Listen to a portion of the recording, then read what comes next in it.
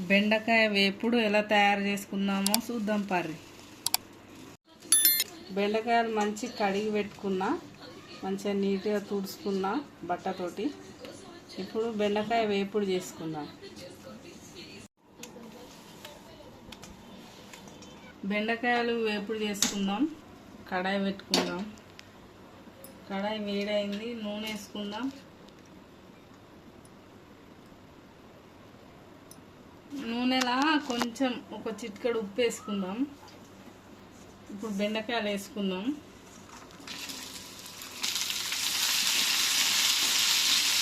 ఇవి మంచిగా వేగనిద్దాం. బెండకాయ పోపు పెట్టుకోనికి ఎల్లిపాయలు పచ్చపచ్చ దంచుకుందాం. కొంచెం నూనె వేసుకుందాం. కచ్చపిచ్చ దంచుకున్నా చూడుర్రి. కళ్యామాకు వేసుకుందాం.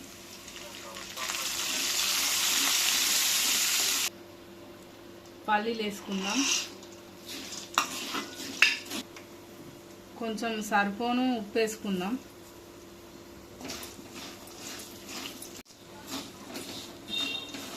పల్లీలు, ఎల్లిపాయలు, కళ్యామాకు మంచిగా ఫ్రై అయినాయి చూడుర్రి. ఇప్పుడు పసుపు వేసుకుందాం. కొంచెం చిటికెడు పసుపు వేసుకుందాం. ఇప్పుడు బెండకాయలు వేసుకుందాం.